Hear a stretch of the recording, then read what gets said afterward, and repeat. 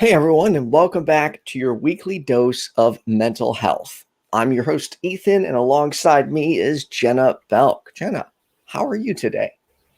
I'm doing pretty well, actually. I'm very excited about this topic. You seem pretty excited. I am. What about you? I know one thing is I actually have to start exercising again because I found a Muay Thai instructor and I started training with her again. Same with my brother, and then we had to quarantine for like 2 weeks, and I haven't gotten back into it. But like it I will say the short time I was doing it, it really did help build my confidence again. Which Okay, so I always have wanted. Well, here, let me start over. If there is anything you want to talk about, mental health and exercise related, call the number at the bottom of the screen, 708-554-7836. And as the tagline says, call us, we listen. Again, we are not medical health or mental health professionals. We are just two people talking. So the opinions disclosed are those of our own and not of the medical community. And before changing anything, I would always check with a medical health professional first. I would say that we're trying to normalize talking about it more than anything is we're trying to just show people how you can talk about these things because they're so tough to even think about, let alone talk about them, And believe it or not, I was reluctant to do this at first because I did an episode on mental health. And then this is like before you and I had started working together. A couple people were like, you can't be doing that. This is, you're not a medical health professional. You need to stay away from this. So I ended up canceling an interview I had with a counselor on it because I'm like, okay, I better not. I better stay away from this. And then like getting to learn how much these conversations are missing from our community and that we do need to have them. Yes, we need to be as responsible as possible, but the worst thing I could do at this point would be to not talk about it. So I agree. It's we're not here to give you advice. We're here to listen and share our personal experiences. Right. And so you are trying to start working out. So anybody who is in the position where they're trying to get motivated to begin working out is kind of in similar shoes to Ethan. And I am one of those that I have started exercising. Exercising and working out, are those interchangeable terms? Well, I guess no, because workout. To me, when I say workout, I picture weightlifting. Weightlifting, yeah. And when I picture exercise, I picture cardio. Yeah, that's true. I mean, now working out is exercising cardio, right. But yeah, I see what you're saying. I don't know. Well, so either way, I have been at least exercising quite a bit for the past probably a little less than a year, and have found how absolutely necessary exercise is to my routine, like even more than meditation. And I've started a meditation stream because I found out how important that is to me. Exercise is something that I did in high school. I ran cross country, and I loved it. And everybody always commented on how much energy I always had. And I think that it was because of the running that I did and how much the running ended up helping me. I hadn't realized how much trauma I had experienced at that point in my life and how much the running that I was doing was really, it was releasing stress. It wasn't for most people in high school, like, oh, running, just, oh man, I got to run again. And it's just like, it's boring or it hurts or whatever. It's just uncomfortable. And to me, I was like, oh my God, like I feel so much better. Yes. Oh, this is great. I mean, I don't like running, but I do like exercise. And for many years, I had a set routine because I used to do competitive strongman. So, 6 days a week, I was at the gym.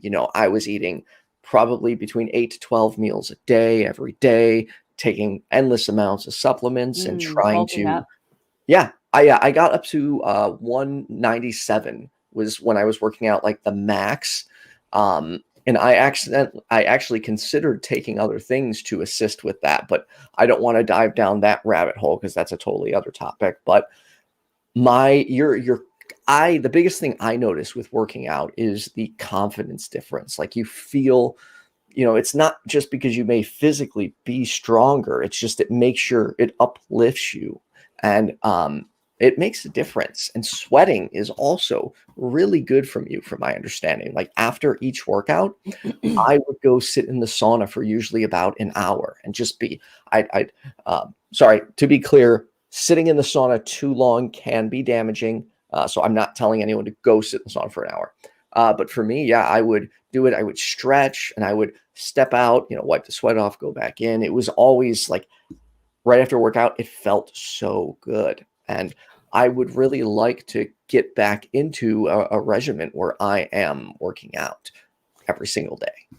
Well, so what I ended up doing, so I couldn't run cross country anymore after high school because I had damaged my knees by running on them as I was before I damaged them, even though I was recommended to stop.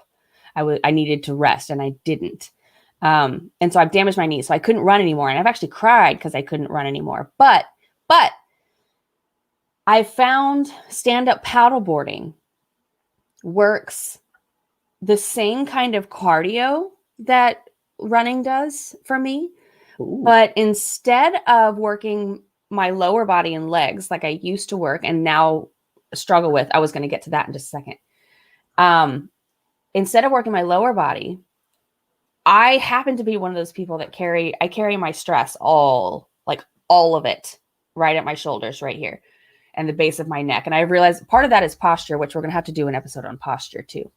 Anyways, so I found that paddleboarding targets the muscles right there so that when I went paddling, not only was I getting the cardio that I used to get that relieved me of stress, not only was I getting out in the fresh air and the water and the trees and the turtles, and it was just beautiful. Not only that, but I was also working those muscles directly. And I could feel, once I got off the water, I could feel how much lighter I was. I could feel the stress leaving my body because I paid attention to it. And I just, oh my God, I loved it. And I just had to tell everybody about it. But just so since you're struggling getting started, and there was that one question, From this one. Sassy. How do you motivate yourself to do exercise when you don't have the physical or mental energy to do it? There are so many things that you can do. The first thing, one, and this is again, just from a peer, somebody who has been through that struggle before. And this is how I overcame it. One, I found a sport that I really, really got excited about, which was stand-up paddleboarding. I just realized that it was Christmas last year, not 2020, but 2019 when I started working out. And it was because of paddling. I got a paddleboard for Christmas and I decided that in order to build this habit, right? It was winter time, it was cold, and I don't do well in the cold. Yeah, me neither. Right. And I was like, I had a wetsuit, but I was like, how am I going to get myself motivated to go to the cold water to do this? And I was like, well, I'm just going to motivate myself to just drive there. However many times a week, maybe 3 times a week. Mm-hmm. If I just drive myself to the place where I paddle, just get myself there, then try to let my body take over from there. So to kind of shorten your steps, instead of saying, I'm going to become a marathon runner, like now, you have to start with something much, much smaller, much, much more tangible. How about go to the gym? I think it can be really difficult, but to Jenna's point, yes, starting out small is important. Sometimes just going for a walk makes the difference. Grab your, pet. And there is, I guess, a certain level of, hey, I have to do this. But a lot of people want to make the mistake of jumping in and doing a whole bunch at once. Yes. You know what? They start like this. Every day I am going to do just 10 sit-ups and 10 push-ups. It takes 20 seconds of your time. Quickly do them. And start smaller than that. Yes, even 5, 1, like whatever you No, or want to even do. what I mean is to start at the starting point, to say, I'm going to do push-ups. Even if it's just 1. Like, I mean, Yeah, start that small, like put it that small in your head to where it's like, it's just 1, you right. know? And do your best to have like a consistent schedule. So set your alarm every day at this Yes, time. And again, starting small is okay. 1 or 2 push-ups and sit-ups. Hey, that's 1 or 2 more than what you were doing before. Then maybe the exactly. next day you do 3 or 4. It doesn't have to be a whole body workout. Throw in just a couple squats when you can. Those are really, really good for your butt, your legs, your back. It's a great exercise. Yeah. I wish you know what? I wish I could actually show some of the at home exercises, but maybe that'll be for another time. Well, the thing is that if you can get yourself there and then you do your little tiny incremental 1 push-up, you're there and you've done your 1 push-up. You're probably not going to just leave now. You're probably going to find more things to do. You're going to either do more push-ups or you're going to, go on a walk or, whatever. So to start very, very small, just get yourself there. Don't even start with the number 10 or 1 or anything. Just say, I'm just going to move my body to this place this many times a week, no matter what. That's the plan. After you can get yourself starting going, and actually another thing to help you get there, to help you get that motivation, if you haven't found this sport, like I found paddleboarding that just made me so excited. If you haven't found that, Kenneth Leonard actually recommended the book and actually shared the book, Can't Hurt Me by David Goggins. And while David Goggins he's kind of an extremist when it comes to exercise, but listening to somebody who has been through so much more than I can wrap my head around, somebody who encourages exercise and self-growth and is uplifting and encouraging.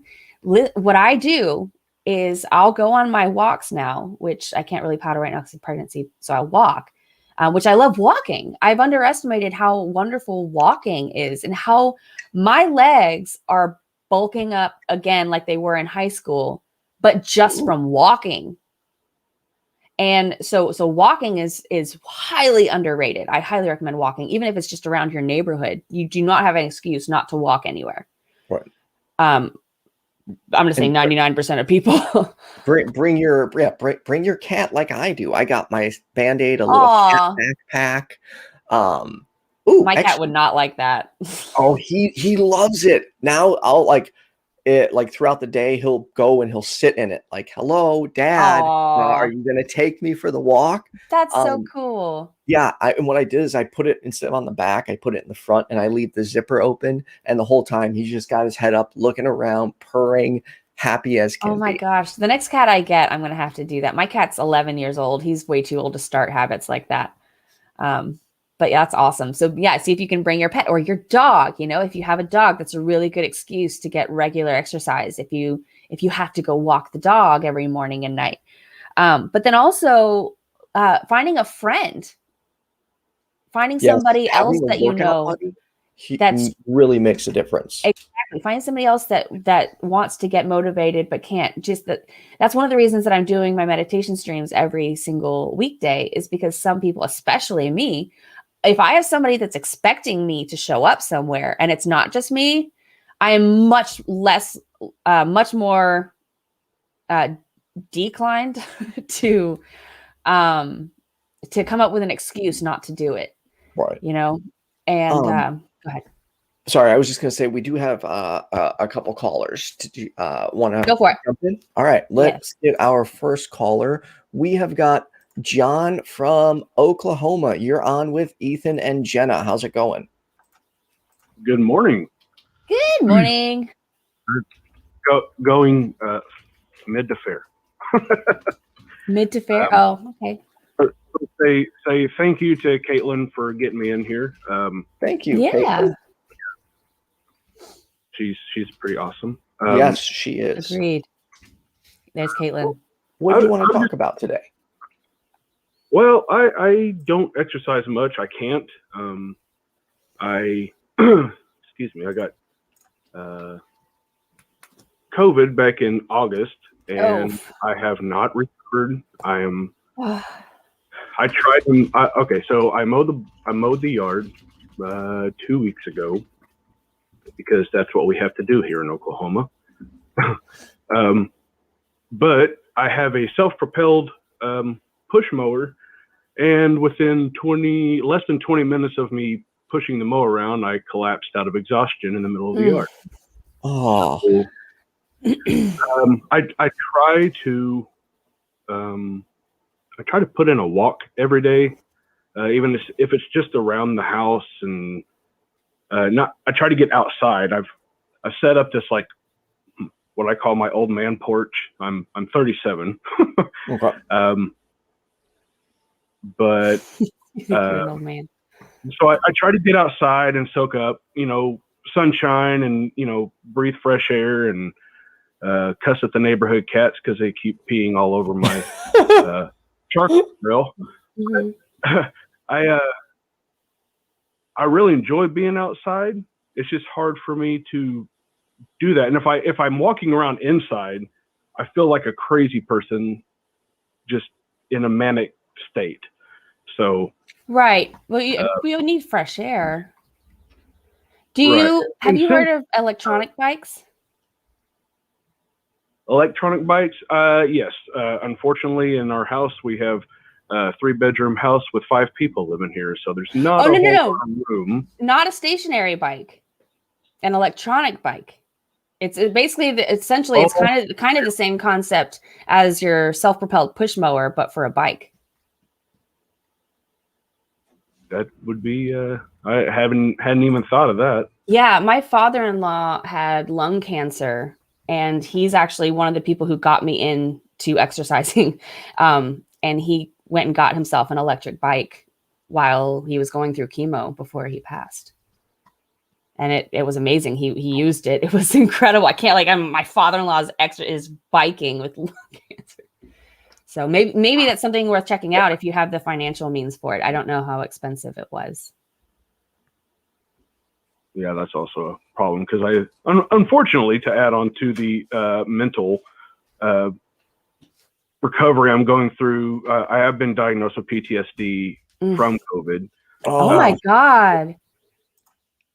And since I'm sure it's a collaboration of things, not just COVID. I had a bad habit of bottling things up until the past year, up until my mental state started like declining heavily. I've always been this very unemotional, masculine man, and a lot of those walls have been knocked down in the past year. Good for you. I'm sorry. Is that good for you? Do you feel better for that? I feel less stressed, but at the same time, it's stressful all on its own because I'm not used to these emotions.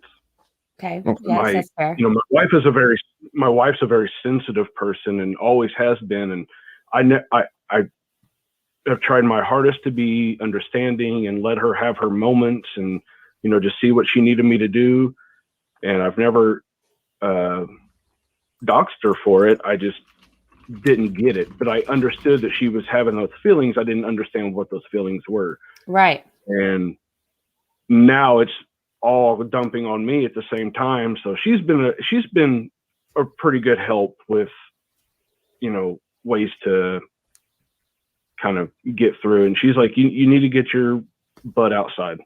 Basically, it's what she told me. Yeah. So that's when I started my porch and started making sure I try to walk around. But like for a week here, for the past 4 days, we've had rain. So couldn't exactly go walk around and outside and all that. So, and we live in rural America as well. So, there is something I just learned today. Is exercise also helps with PTSD and trauma. I would like to read a quick excerpt. Evidence suggests that by really focusing on your body and how it feels as you exercise, you can actually help your nervous system become unstuck and begin to move out of immobilization stress responses that characterize PTSD or trauma. Now, yeah, I mean, it's so hard to figure out the best way to go with this, but yeah, I mean, if I don't know if you can do like curls or anything else, or if like everything, I don't know, like, could you even do curls? Like, Well, even if it's just yoga, or yoga is yoga would be mostly just stretching and breathing and kind of using your own body weight to kind of work some muscles. But to me, that or the electric bike might be things to look into. Have you looked into the yoga or anything like that yet? I haven't. I'm not the most flexible person. I don't know. You do not need to be flexible to do yoga. You do not need flexibility at all. That's something that you can gain from yoga. But they have more like masculine, they have more like masculine yoga practices now. I know that yoga has been introduced to many, including my partner. My partner is about to be 37. And so he actually, it's kind of funny. Your situation somewhat reminds me of him in the sense that he's struggling with kind of learning about his own mental health right now. And at the same time, he has a very, very sensitive partner. And the thing is, he's resistant to yoga because he's like, well, I've tried it before. I'm like, well, but the thing is that when you try yoga or when you try vegan cheese, when you try these things that are somewhat new, and then you try them again a decade later, they're different. We've learned different things. And there are many, many, if you look up yoga for football players, or, just yoga for men or whatever, I'm sure that you can find something that might be a little bit more intriguing to you. I'm not sure. I'm hopeful. Well, I because I know I need to find something, and I don't know. I haven't found that one thing that I enjoy, but listening to you guys while I was in Q was helpful as well, because I didn't even think, because I was a basketball player, football player, weightlifter, and I did these things well into my 20s, and now I'm just unable to do any of it. But listening to you guys talk about, even if it is starting at one sit-up or one push-up, if I can do, just something, and you guys are right, just something. Absolutely, you guys were nail on the head on the nail. What? no, Yeah. Yeah. Hit the nail on the head. There you go. Well, good. So I think that'll try. So what are you going to do now?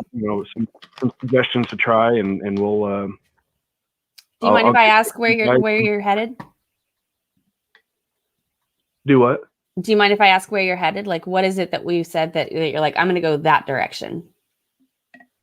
Well, just starting at the bottom, like you said, like the one, just find the one thing that, just try a bunch of things one time to see if something sticks, and start it small, start it easy. And I'm trying to adjust to the new me, the new brain that is forming, and change is something that I have a hard time with coping with change, I guess, because I can change. I know I can. I have before. I'm not, I'm not worried about any of that. It's the, I don't know. I understand. I get that. Well, I think we've actually done 2 episodes on change now for that reason. It's so hard and it's so complicated. If you want to go check those out, maybe those can help you. Hopefully we can find somebody who can put like a link to those in the chat or something. But can I just say, I am so happy for you, because the way that it looks to me is that you are in a position where you have been exposed to things that have given you the ambition to grow. Right. Is that correct? Yes, absolutely. And that to me is like, that's like my favorite place to be, because you are on go. You have so many different things ahead of you that you are completely unaware of, and you get to pick them as you go. You get to say, I like this way, I'm going to go there. And, I'm so excited for you. I understand that it's very, very difficult and very uncomfortable, but just coming from somebody who also has PTSD and started working out regularly, I genuinely think that it will change your life, and that if you call us back in a year, you will. I'm not going to predict who you're going to be a year from now, but I would think that you would feel better than you do right now. And that's, I could base that off of like a million different sources. Well, that's what the hope is. And, my dad always told me a good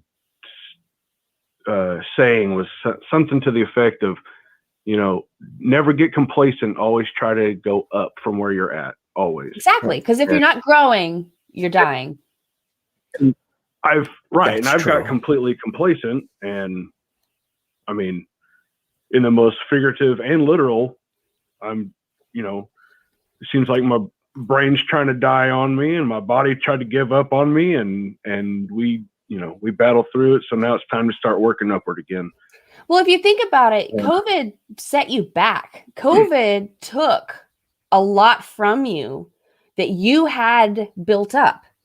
And so, it's like you were here, you went here, and now you're trying to get here. So you're just, again, it's kind of like what you said, like you have to start back. You're gonna have to start a little bit less than what you used to be able to do. And because even before COVID, I had my job, and my job kept me a little on the physical side, because I worked security for a casino for 15 years. okay. March 5th would have been 15 years. I got fired March 1st. So, or let go. I got fired because I couldn't come back is what happened. It wasn't a bad thing. It was, right. They couldn't hold on to my position. So I hold them at no fault. That's business. That's the way of life. Yeah. Same thing happened to me. Do what? Same thing happened to me. Got let go just because they just couldn't hold me anymore because of COVID. Right. Yeah. I expended all types of leave and short term and all that stuff. So I'm still trying to work on that. Still trying to find,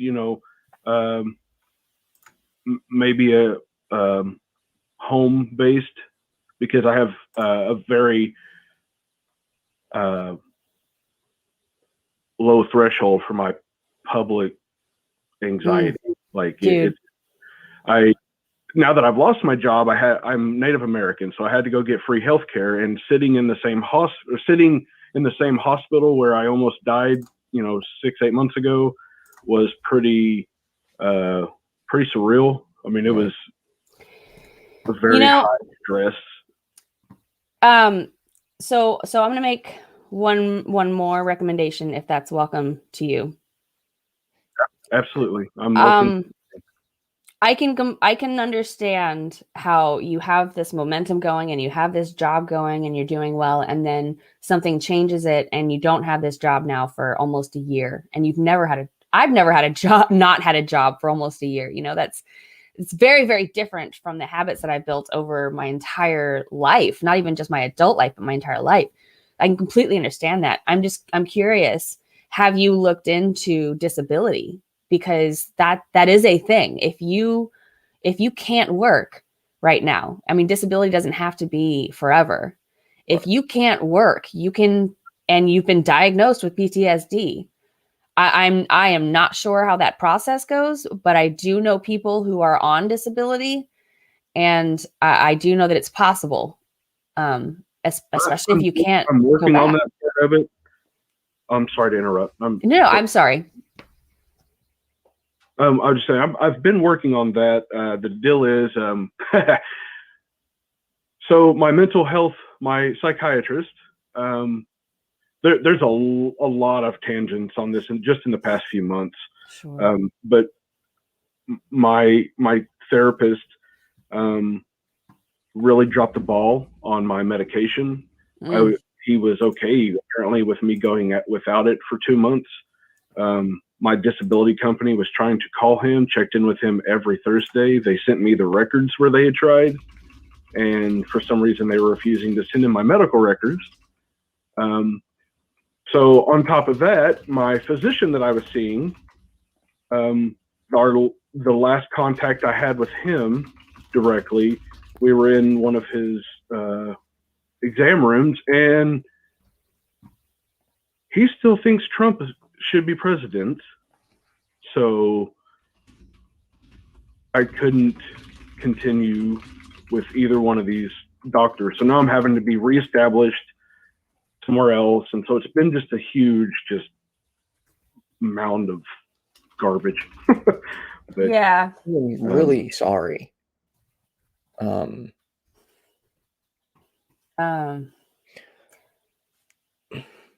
But So have you reached out to several things? There's the Secular Therapy Project, can help with, can help with any kind of therapy that you need that's not based off of religion. So I'm not trying to bring up atheist stuff. This isn't about atheism or theism or anything like that. I'm just letting you know that there are therapists available that will not tell you to just pray about it. And you can find some of those on the Secular Therapy Project. These therapists have been screened to make sure that they're not influencing people to do or to believe certain things that go against their own values. Is that what is it? Is it like a nonprofit or? It is. Okay, excellent. I knew Freedom from Religion was, but I didn't know. Well, Freedom from Religion is mostly for legal help. Okay, and no, the Secular Therapy. Oh, you're thinking recovering from religion? No, there's Freedom from Religion too. Well, there's Freedom from Religion, which is for legal help if you need to report somebody, and then there's Recovering from Religion, where it's like a hotline where you can get help or resources just for your own personal benefit. Here we go. Here's some links. And the reason I'm bringing up that stuff, because I am in the atheist community, and I have a very big issue with that coming up in my, when these people are supposed to be, when these, I don't mean to say these people, like I'm saying in the professional world are supposed to be using science, and they're believing in wacky conspiracy theories. I can't trust them as my healthcare physician to make the right decisions for me. Exactly. They can't make the right decisions for themselves. Like, well, I couldn't. Sorry. I know I'll definitely say, atheist definitely doesn't mean rational. That's for sure. And it may take a few psychiatrists or therapists or both before you find the right match for you. I know that I didn't find a therapist that I felt really close to until my third one either. And so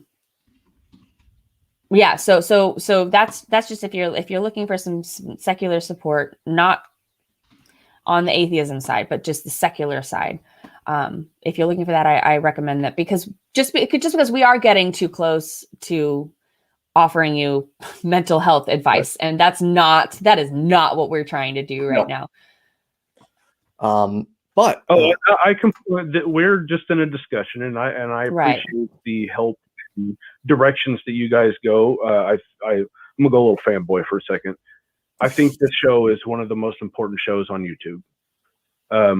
Thank you. just because of what it touches. And I watch a lot of YouTube now that I'm jobless. Right. But I 100% appreciate everything you guys do, and I don't want to take up any more time. If you guys, if you guys are starting to feel uncomfortable with where you're headed. Oh no, we have another caller, and we would like to try to keep the topic to mental health and exercise specifically. But hopefully we've helped you a little bit. I mean, how do you feel leaving this call? Well, I'm gonna start trying at least one thing a day. If it's not, just something different, and if something catches, I'll continue to do that. But until then, I'm just going to start trying to find something that I really enjoy. And I'd like to just do it outside, because I love to be outside, and it, Right. outside makes me smile. So Same. I'm so excited for you. Great, John. Thank you, for not only watching our content, but giving us a call and sharing your story and letting us talk with you. Yeah, thank you. Thank you. I'm excited. You guys have a good. Oh, sorry. Oh, yeah. Sorry. There's a delay, so that happens sometimes. You have a good day too. Thank you. All right. Good. Have a good show. Thanks. Yeah, there's always for callers that call in, we do try our best not to talk over each other, but unfortunately, there's a few jumps the calls have to make to get into the stream, which occasionally causes a little bit delay. And it's all kind of difficult trying to gauge when to interrupt and when not to, and then when you both happen to start talking at the same time, and then it's like, okay, well, one of you has to stop talking. So then you both stop talking at the same time. And that's what you're trying to stop doing. And so one of you has to keep talking, assuming that the other will stop talking. And so sometimes you do just get this mismatch of stopping and starting at the same time. It's a YouTube thing. Yeah, it happens, but we definitely try our best not to do that. Yeah. If you want to share your thoughts or talk to us on mental health and exercise, give us a call, 708-554-7836. Also, easy way to remember the number is 708-5-LISTEN. Okay, cool. It is time to get to our next caller. It looks like we have Jesse from New Jersey. Jesse, how you doing? Hey, Jesse. I haven't talked to you in a while. Yeah, how you doing, Jenna? How's it going, Ethan? All right, let's get that out of the way. I was there when I heard your show on the "How Are You Doing" thing. Okay. And I hope you're doing well. Yeah, I've got a little anxiety today, but other than that, I'm doing well. Okay, well, good. I'm glad you answered honestly, because in all honesty, whenever I ask that, I really do care. Right. So well, you know what I mean. Yeah. And well, so how are you anyway, dealing with what kind of exercise do you do for your mental health? I don't. Okay, I was in a serious car accident in 1984, and I was in a coma for 3 months. I was on my back. Now I was in the hospital for 8 months. Now I was, I had a lot of physical ailments. When I got out, I was told that I would need to exercise every day for pretty much the rest of my life. Mm-hmm. That's good. What I now do is when I get up, the first thing I do is after I'm done like eating and feeding my cat and the whole bit, I do pretty much like roughly an hour of exercising every day. That's awesome. An hour. I know that what's recommended is by like scientists is like at least 30 minutes, even if it's not a straight 30 minutes, even if it's just 10 minutes split up. So that's awesome that you're doing an hour. Yeah, well, it's maybe a little less at times, maybe a little more at times, but Okay. It's like I have to do that. Basically, it's maintenance. And just recently, I've discovered I need to add a little more, and that's because I've had a problem with my left hip, and it's because I don't really walk around too much, or I'm just very sedentary. It needs to be exercised more. And so you mean that you're sedentary during your daily life when you're not exercising?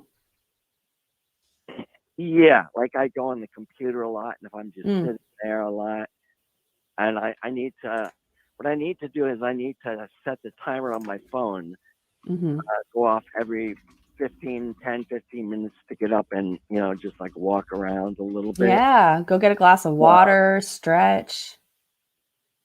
Yeah, exactly. And so what it was, I've been so what kind of exercising do you do? I'm sorry? What kind I of do stretching exercises. Oh, like stretching yoga? exercises? Well, not so much yoga, but trying to think. Not so much stretching as much as I do exercises for like my legs and my arms and like that. What I've added on is I've got I ride a trike around, and my balance isn't good, so I need to have 3 wheels.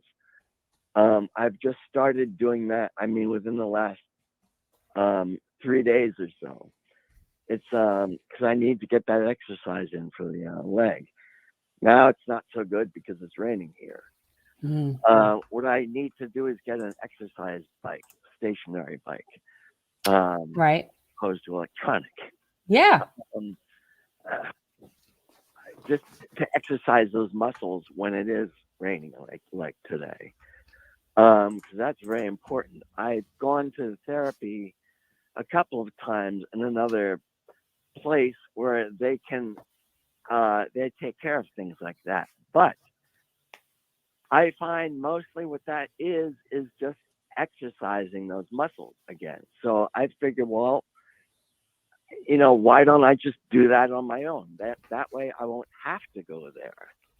So right. What I'm going to do is just try doing that on my own.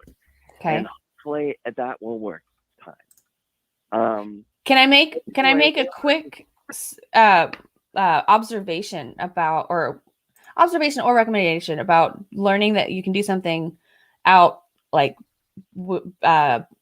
by other people and then doing it on your own as well? I just wanted to make sure, and I'm sure that you did. I'm not sure, you can tell me if you did or not.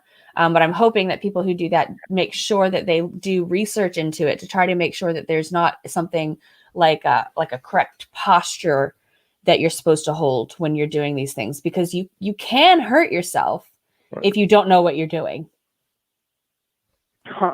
Jenna, I'm doing the ones that they gave me to do. Right. But what I mean is that so they can say, like, do this exercise, right? And then when you go to the place to do it, like a chiropractor or whatever, you go to the place and then they do it for you. They may have learned to keep an eye out for things that you're doing wrong, that you could be doing wrong, that could hurt you, that you're just unaware of. I'm not saying that they will or that's necessary, but it's possible. And I'm just encouraging anybody that's listening to this, if you're learning to do certain exercises professionally, and then you decide, oh, I could do that on my own. Just all that I'm asking is that you do a little extra research to make sure that there's nothing that you need to be aware of to protect yourself a little bit further. You see what I'm saying? Yeah, sure. What I always do was I would go over it very much in detail with the therapist. Good. We're giving out. Yeah, and just because I really wanted to make sure that I was doing it right, and I was going to say, well, I do it this way as right. Will it make a difference? Because cool. I've had therapists show me a couple of different ways, and I would check with them both. Well, is it okay if I do it this way as well? Right. That's good. Just to ask the people that are teaching you. Yeah, exactly. Mm-hmm. But I just also wanted to say that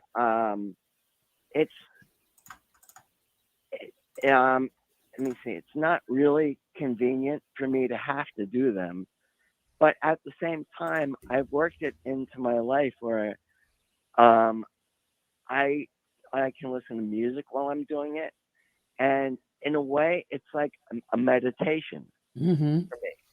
Yeah.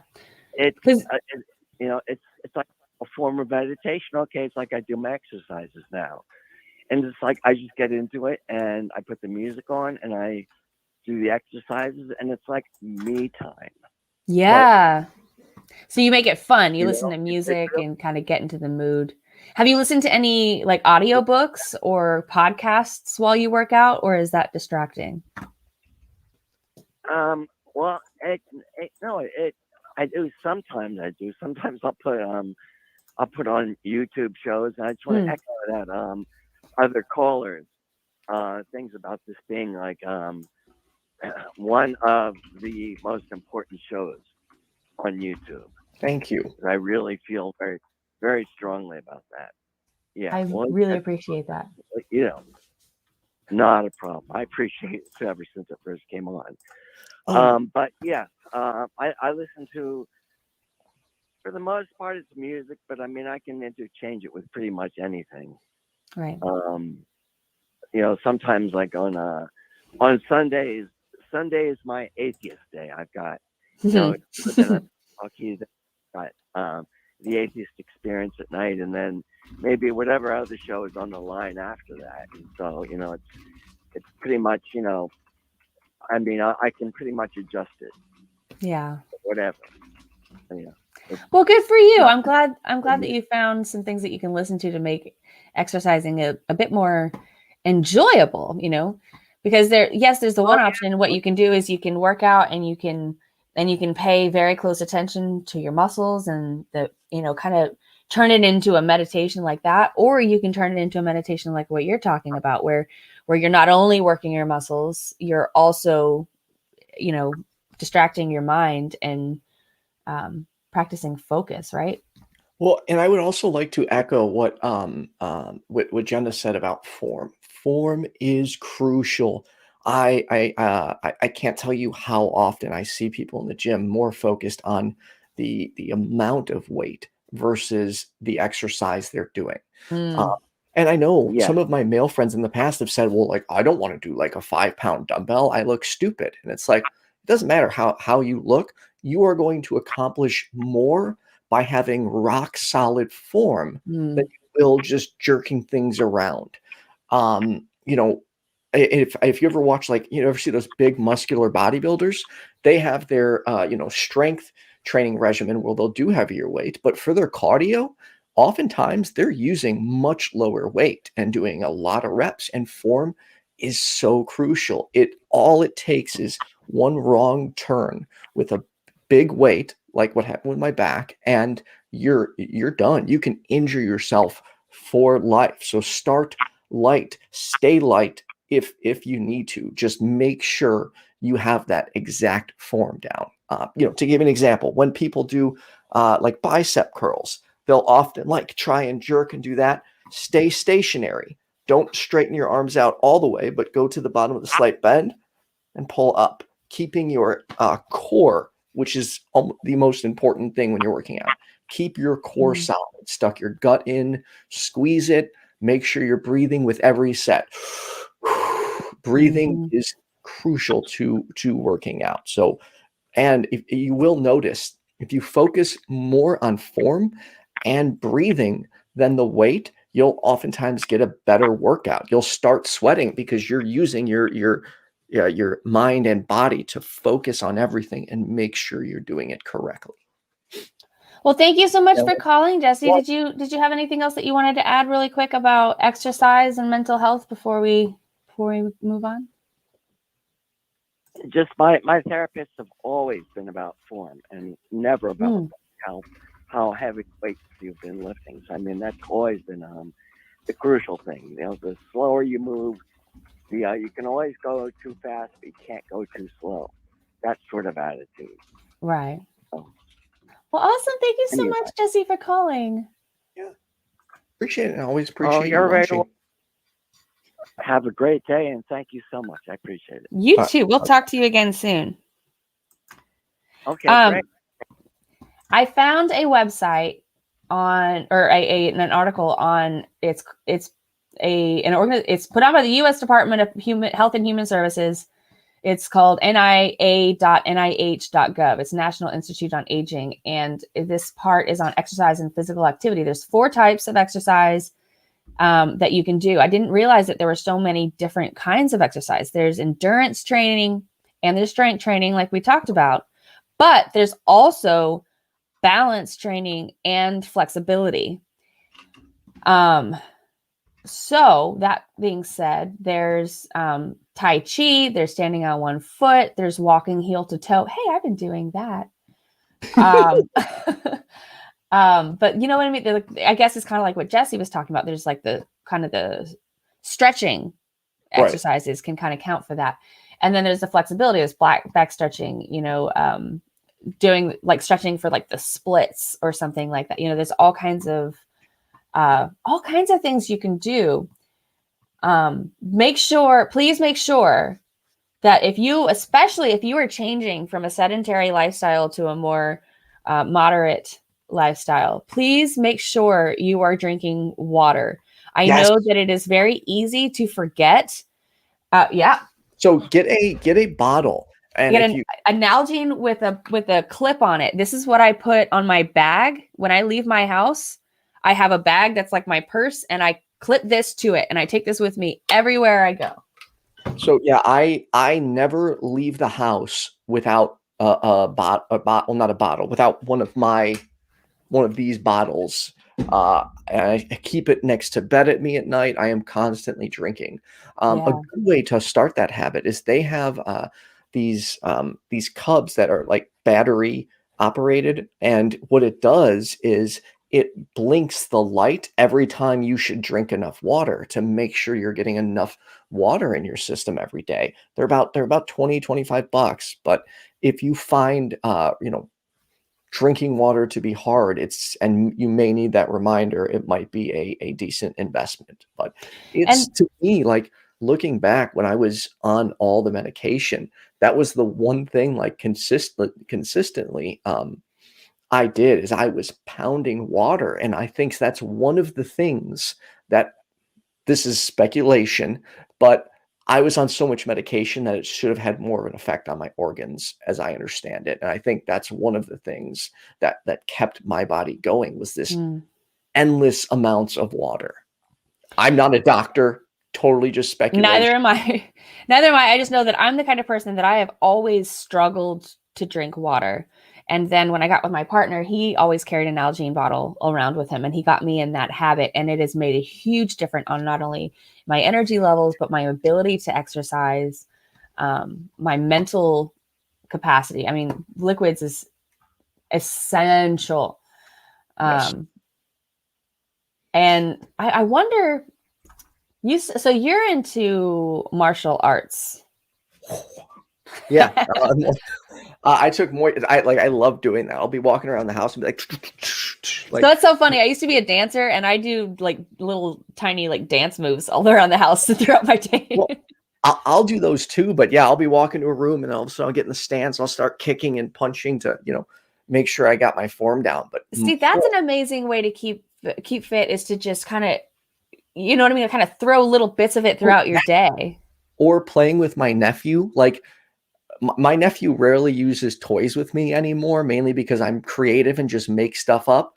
And, most of the games we play result in me running out of breath. So playing with him definitely helps, helps a lot.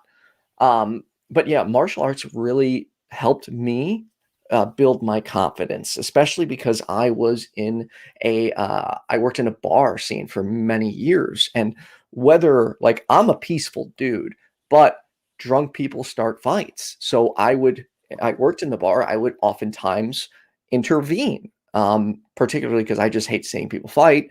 And I also hate people standing by while somebody's getting beaten down. Like, it needs to be stopped. But it was real quick, to not to go too far off track. But one of the reasons I was like, I have to get into martial arts, was the first night I DJ'd, I got jumped by 5 guys, and it was absolutely horrible. And after that, I'm like, I have to be able to defend myself if I am going to be in the bar industry all the time. I'm so sorry. Yeah, it sucked, So man. then, Like, that's an. Sorry, I was my just. my face was all messed up. I had no more days off at work. So if I would have called off, I would have gotten written up. So I had to go in, and you just feel like a douche because I looked messed up, and I'm just like, yeah, sorry. I had a rollerblading accident. Like, Oh, you didn't. yeah, it Oh, sucked, man. Like, I just sat there, like, kind of hiding at my desk trying to do this, and people knew I was BSing, but it's just like, I don't know. I just felt so blah, like people seeing me like that. it seems to me and this is completely off topic, but it seems to me that in the bar industry, and well, not even just the bar industry, but service industry at all, like in general, it seems like women tend to struggle with sexual assault, yes, while men tend to struggle with violent assault. I would actually like to echo that. I have for many years tried to always heavily warn women about how dangerous the bar, particularly the club industry, is. There are a lot of times where owners and bartenders and bouncers, they have no problem taking the drunk girl back to their place to Yep. have fun. And Yep. some of these people work together and don't see it as a big deal. Oh, a lot of them, yeah, "Oh, they know. we're all drunk. Who cares? Like, oh, she's going to do it once she's like this." And it's like, and I mean, me particularly, like, I remember one situation where I tried to warn the woman, and she thought I was just trying to sleep with her. And I'm just like, look, I know you don't know me, but I don't go home with these dudes, please. Yeah. Anyways, be careful. Don't set your drinks down. Make sure you have a friend present with you, because club scenes are definitely dangerous. And men can be quite predatory. And then, yes, on the flip side, there are, violence starts a lot. And to be fair, though, to both sides, there are women that will absolutely sexually harass you too when drunk. Like, when And I there would, are women that will beat people up too. I'm just right, saying, just in general. yes, Yeah. like Sorry. like, I don't like being touched by people I don't know. And that was one of the issues with the bar industry, is people wanted to help themselves to your body. And it's like, just don't touch me. I don't know you. Yeah. Well, just to kind of bring it back, Allison asked, what kind of exercises do you suggest for someone who is very clumsy or has balance issues? I'm super clumsy. Me too. Well, naturally, I'm very clumsy, but ever since one thing that I've been doing is when I walk, I actually got those Vibram toe shoes. Those silly shoes that look like 5-finger toes or socks, right? Like, have you seen those? No. Oh my God. They have changed my life. So I tried to order them on Amazon and found out that it's much better to go directly to the source, especially for this kind of thing, because they're more reliable about getting you the right size and everything. But I'm going to share the US link. There is a link for other countries, but for people in the United States, here's a link to the Vibram website. Basically, they're like literally like toe socks, but they're shoes. And I wear those when I go hiking and walking, and the flexibility that it gives my feet. So imagine you're in Converse, right? It's flat. There's like no arch. Your foot just kind of fills the space, right? And you're just kind of like plopping your feet down, right? But when you have these on, they form to your foot, and they make you basically use more of your foot muscles to get where you're going. And because of the shape of them and the way that they work, they cause me to walk the ball of my foot to my heel. So I walk almost like toe first, right? And it's making me so much less clumsier. And I'm building, I think it's actually helping my hips. Because when you walk that way, you use more of your hips when you're walking. So that is just one huge thing that I've noticed that has helped me with my form. But I just posted, and I'll post it one more time. There's a link that I found of some suggestions for different balance versus flexibility versus strength and endurance exercises. What's up? Total missed opportunity. I should have had this set a phone up and had some exercises ready to show some people. Well, it's complicated because there's just so many different kinds and so many people have different interests. And also, this is another big thing that I'm noticing on this website is after every single section of recommendations for exercises, it stops and says safety tips. And the last one, it says, make sure you talk to your doctor if you're unsure about doing a particular exercise. And I want to make absolutely sure we get that disclaimer in there. Agreed. And I guess the reason I said I wanted to show is not necessarily show which exercises people should do, but show the form needed for common exercises, because that is unfortunately a lot of times I see mistakes people making is not monitoring their core and making sure they're doing it right, because you don't want to end up with a back or neck injury. I assure you they suck. My back has not been the same since I got injured, and even this past year has gotten worse. There's times I'm to get out of bed I have to roll over and push myself up because it's there's a vice grip on my lower spine. Not fun. Yeah, so if you are brand new to exercise and didn't do sports in high school, didn't get any kind of coach interaction on form or breathing or drinking water or stretching, or especially stretching before you do these exercises, that's another huge thing that people typically don't just think of on their own. That if you are unfamiliar with all of these little tips that we're talking about, because Ethan and I happen to have interests in certain exercises, and a little bit of a background, if you are new to this, please start with somebody who knows what they're doing. Talk to your doctor, ask questions, do some research before you do this, because yes, I would say this is as essential as eating. And to piggyback off that, don't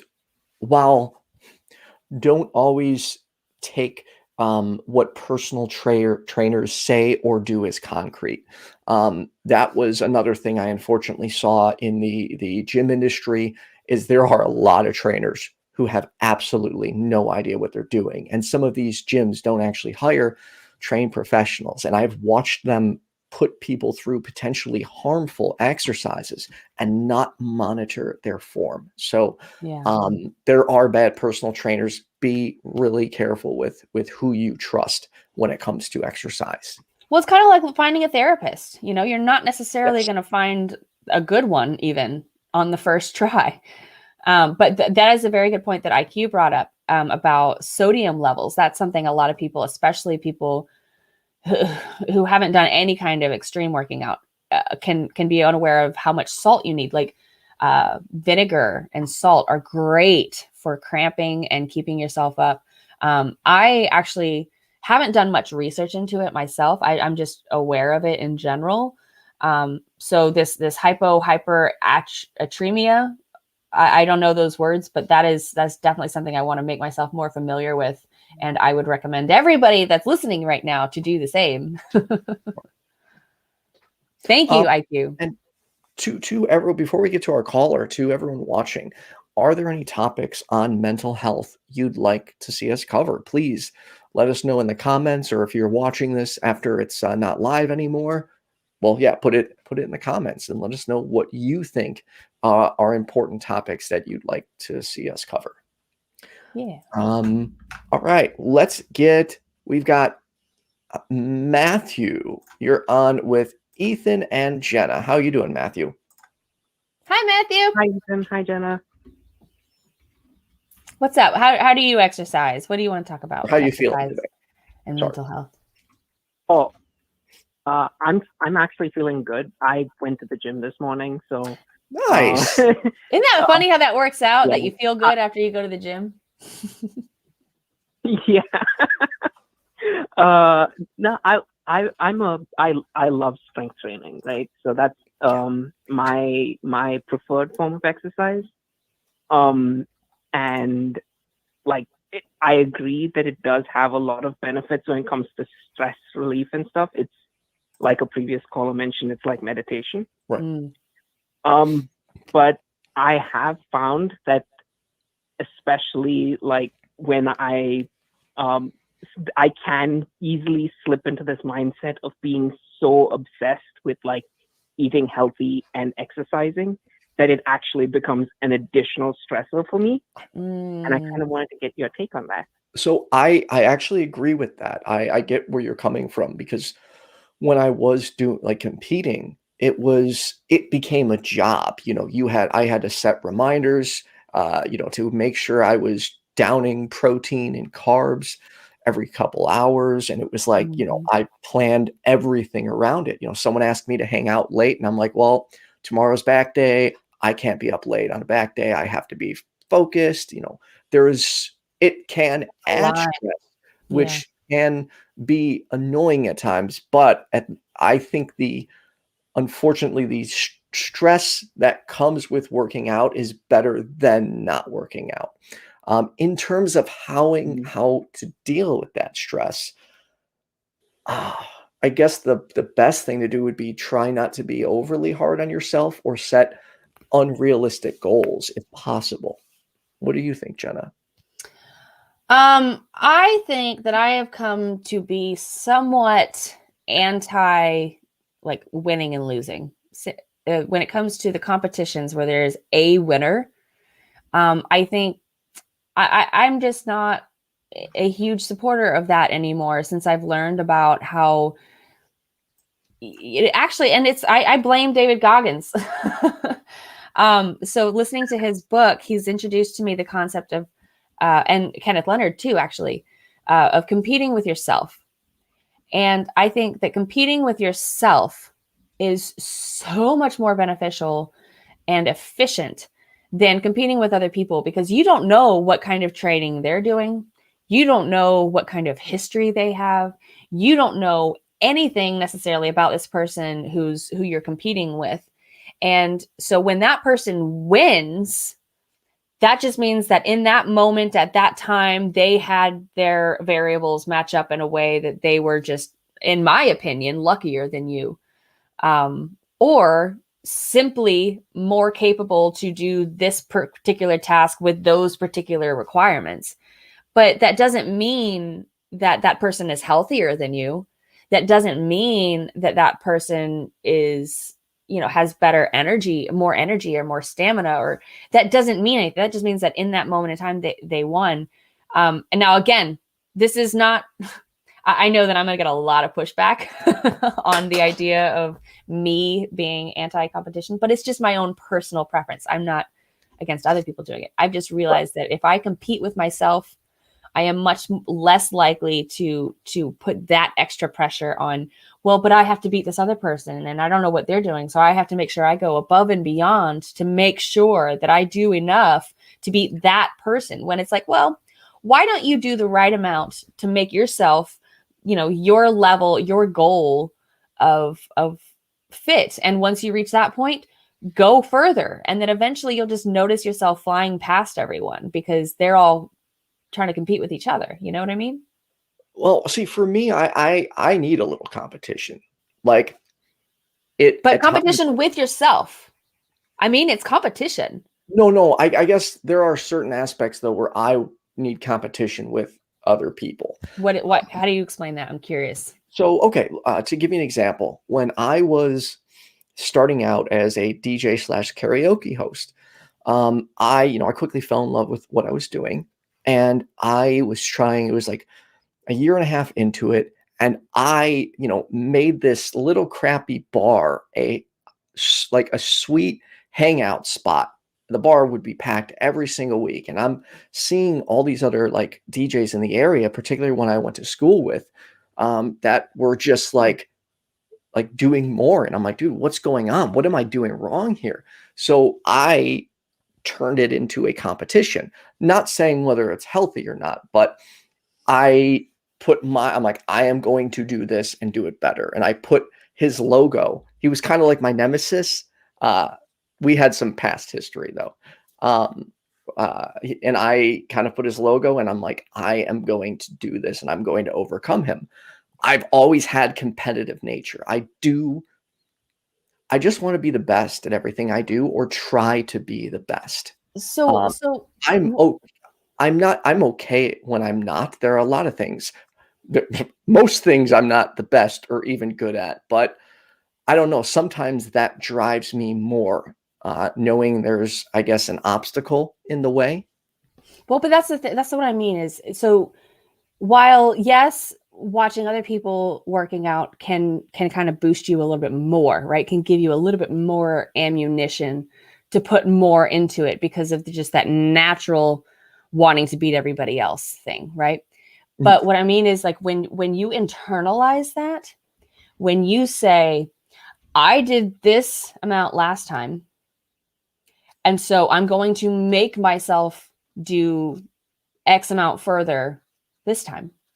And then when you do that again, go further. And then you do it again, go further. And I mean, like, make it an actual active competition with yourself. No. You know, yesterday you couldn't do this. You know, today you can. You know, do you see what I mean about actively competing with yourself and not just? Yes, and that would probably be healthier for me to focus on. I just think I think in general, it's a healthier. What do you think? I Matthew? get where you're coming from, Jenna. I do think there is a certain degree of competition that can be, you know, too extreme. But at the same time, I think there is something that we call healthy competition, where you're really learning from the people I use the word competing with, but really your peers in the race, right? Say someone, I'm using a dumb example here, but say someone paints better than you do, right? You say, hey, how did you get this result? You know, like, how did you create this color or this style? And that's competition too. You're basically learning from them, right, in a way. Well, I'm not saying never work out with other people or learn from other people or anything. I'm just saying that just to internalize that general concept. I'm wondering if y'all see the difference in what I'm saying. I'm hearing your responses, and to me it feels like you're thinking that I'm saying something else, but I don't know that. Oh no, you're absolutely right. That there's a win-lose mentality, the all or nothing mentality. That's also, I guess I'm trying to take it more away from the winning and more to what are you doing? And I guess you can do that with other people around you, with teammates, you know, with all kinds of healthy competition and stuff. If you don't have that, you can internalize it. Right. So I hope I didn't just kill the conversation by saying that. No, I don't think so. Matthew, what are your thoughts? No, that's really good to, I mean, I definitely like looked at the people on Instagram who have their like Photoshop pictures and who are probably on like dozens of other chemicals, and said at one point in my life, Don, I really need to get that. And eventually you realize, okay, you know what?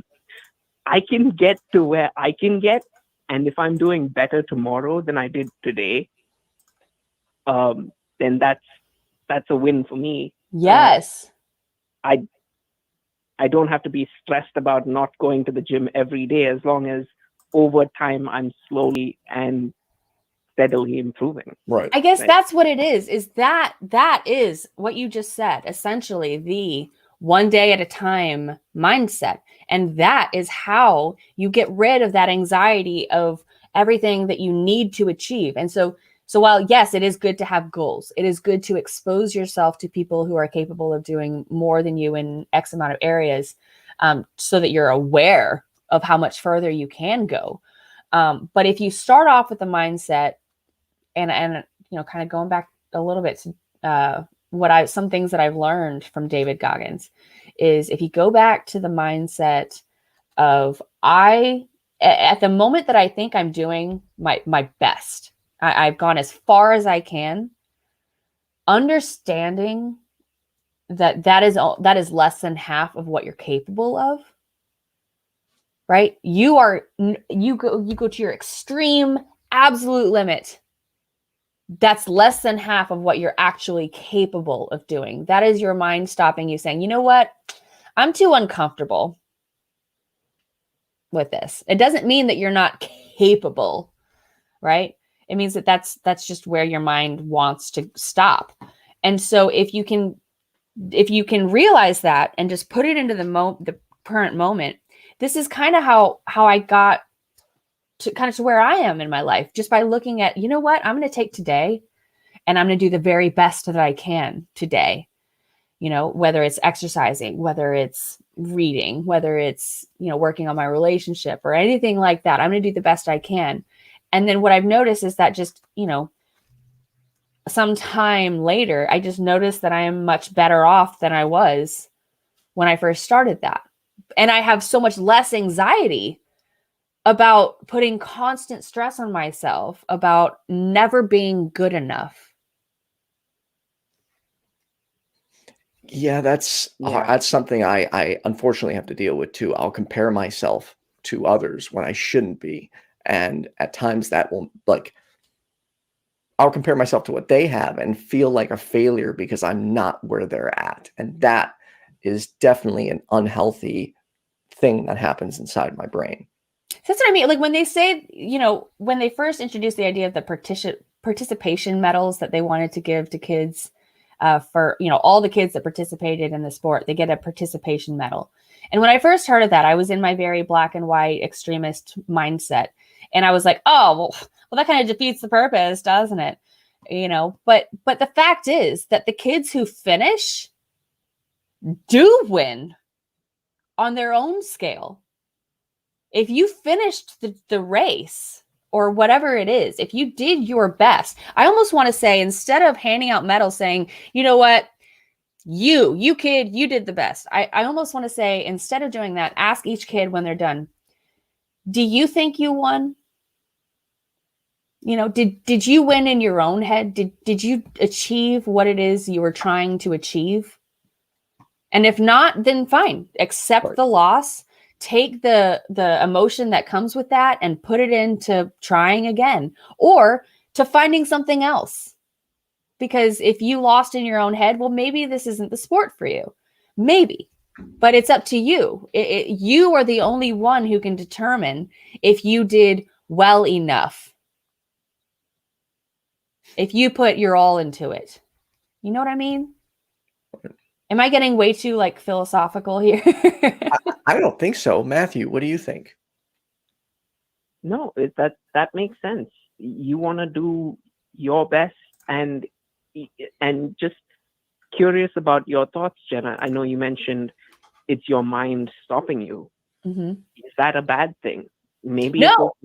If hey, I can go to 2 times of where I am, but I'm comfortable here. I can stop here, and right. Okay, I don't need to be. But that's what I mean, is that it is up to you. You are the only person who can determine whether it's a good idea to push past that point or not. The fact is that you are capable, and you can grow from that, but you also could be getting a sign from your body that you're getting close to hurting yourself. You could be doing something wrong. Like say you're doing something and you're doing completely the wrong form, and your body is telling you to stop. It could be because there's something that you need to reevaluate, but that's my point, is that you are the person that gets to judge that. Right. I can't tell you that you didn't do good enough. That's true. Yep. I don't know. Yep. And Ethan, to your point also, just being a little bit more forgiving with yourself could is a good thing, right? Because Yeah. I'm not very good you at don't that. have to be perfect all the time. Yeah. And that's the one day at a time thing is really what helps me with that is I'm taking my shit one day at a time. You can do the same or whatever, it's up to you. Well, Anyway. Matthew, I hope we were somewhat helpful. I hope that I didn't just completely Yeah, dominate that call. We really do intend to be good listeners.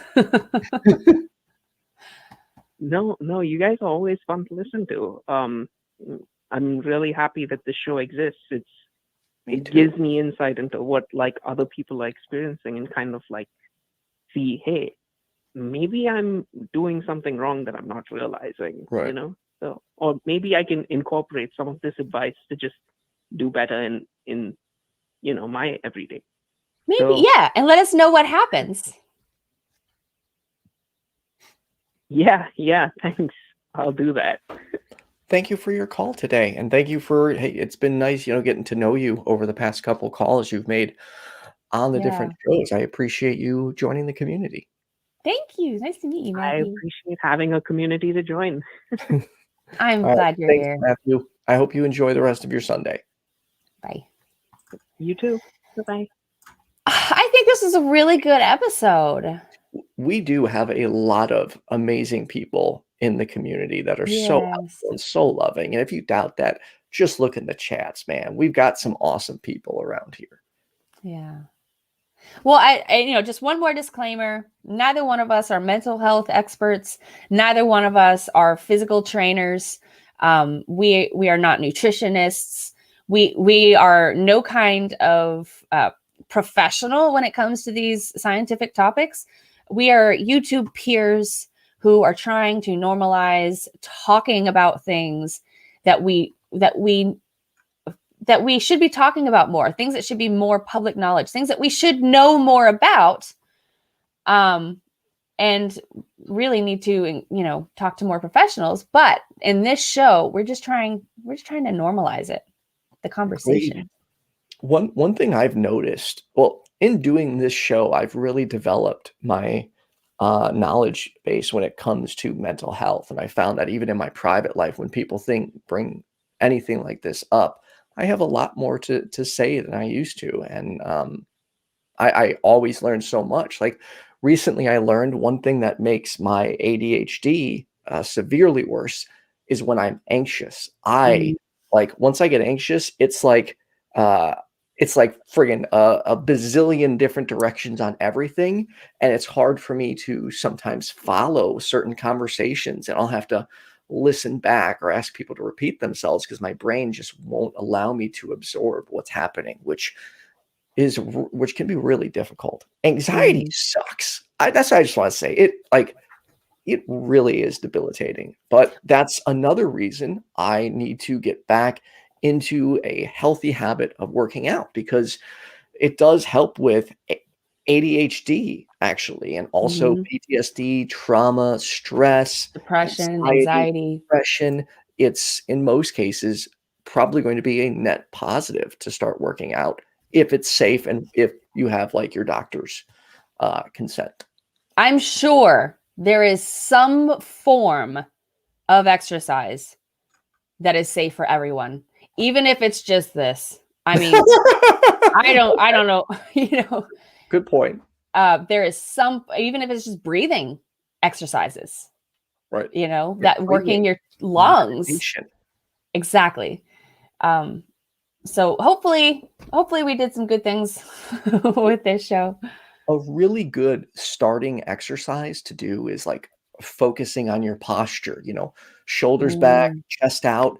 And it's hard to get used to, but if you suck in and press on your gut, that is going to build your core. So even like day-to-day walking around, try and correct yourself and get yourself used to just holding it in and squeezing, so it just becomes normal to you and regular habit.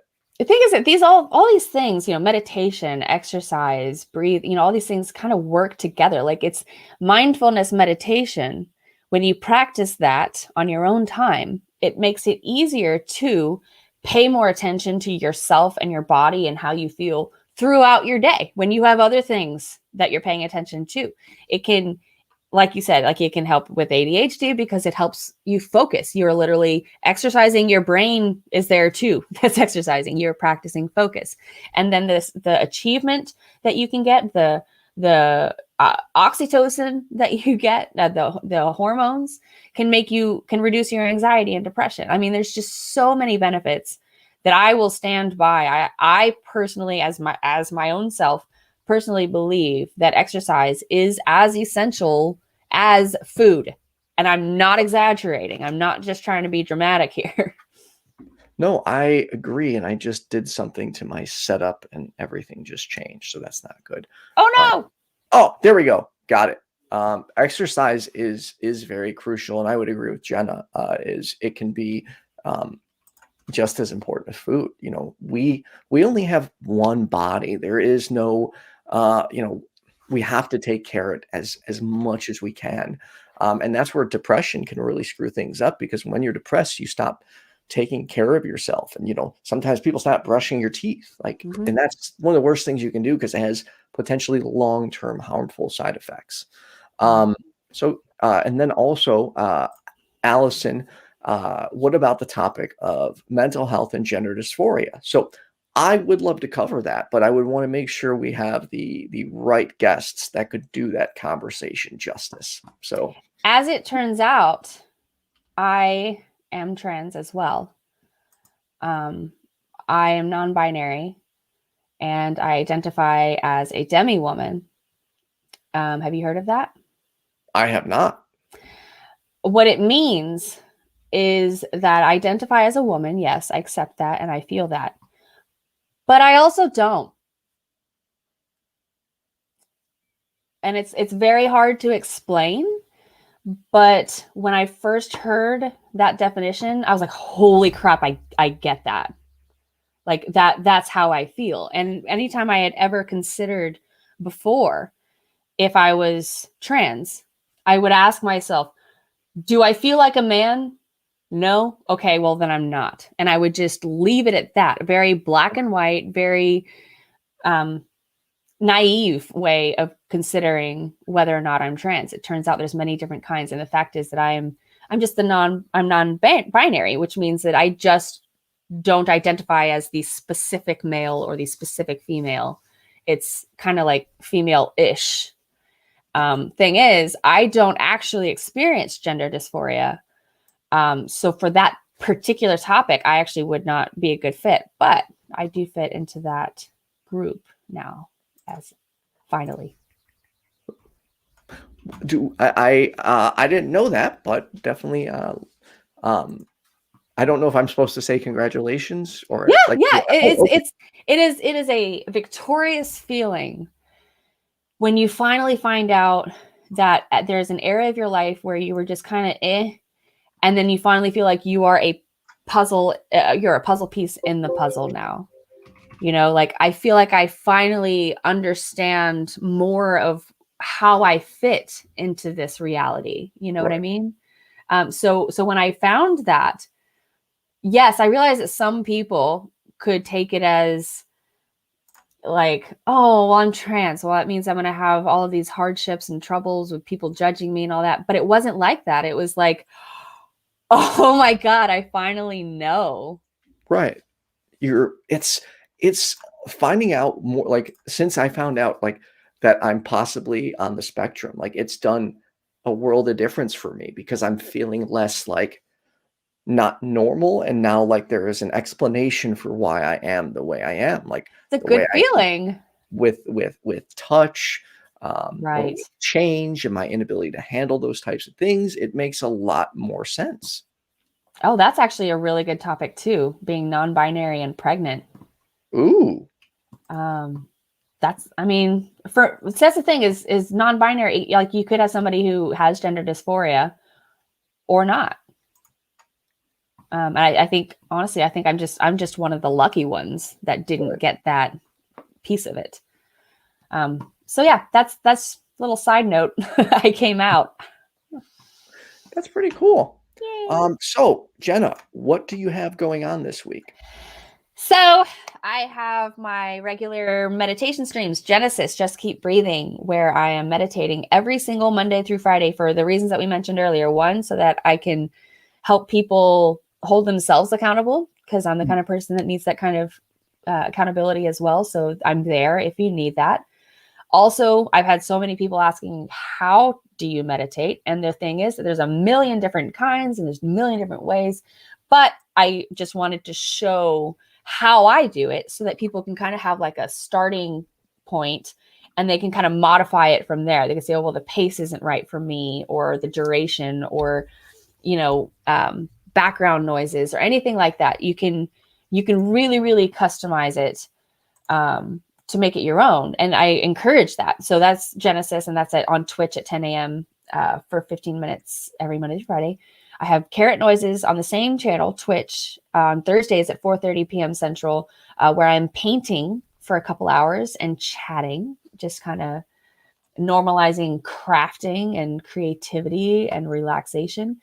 And then I also have Atheist Stasis premiered on YouTube every Wednesday at 4 p.m., where I'm in the live chat and my Discord server afterward to kind of further discuss, because Atheist Stasis is about becoming a new atheist and understanding that the world is different from what I thought it was, and I have a lot to learn. And so it's just me kind of taking different, insights and sharing them.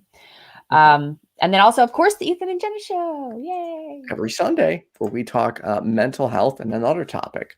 I would like to not only thank our patrons, but we did just get a brand new one. Thank you, Kenneth, Leonard, Expresso Cat, Doanya, Rachel Watson, and Kaitlyn Beyond, who is also our lovely call screener and one of the friendly moderators. The call screeners and moderators do a lot for us and make this our job much easier. Thank you so much. Every Tuesday, I have a show called The Perspective on your friendly neighborhood atheist, where we tackle paranormal and supernatural claims, belief in aliens, conspiracy theories, pretty much anything, and apply a skeptic's lens to it. I'm on that sometimes. Tuesday, Jenna is one of the regulars. This Tuesday, it's going to be Holy Kool-Aid, aka Thomas Westbrook. Thursday, I have a show on dating, relationships, and sex with Hannah Vaughn, who so much fun. And and then I recently started a new show called Ask an Atheist, where every Thursday I will sit down with a different atheist for a 30-minute interview. I debuted it on my Twitch, and then I put it up on YouTube a few days later. I'm not going to be sticking with just interviewing atheist YouTubers. I'd like to actually interview more members of the community so we can get more voices out there. Thank you to everyone who continues to support the show and engage in the chat each and every week. We do have to mention, we just decided to start working with the Global Center for Religious Research they're doing an e-conference on religious trauma. And so we are going to be like the sponsoring podcast for them, and are trying to let everybody know that this is kind of the skeptic YouTuber community that we're in right here. But this is kind of trying to combine that with the academic community on religion. So these are professors, these are researchers, these are scientists, these are people who really know and have done their research. And so we really want to encourage that kind of discussion and learning. So I'll have to get a link and put it somewhere. Well, make sure you like and subscribe, and I hope everyone has a wonderful day. Thank you. Thanks for tuning in, and I hope you enjoy Band-Aid's new toy.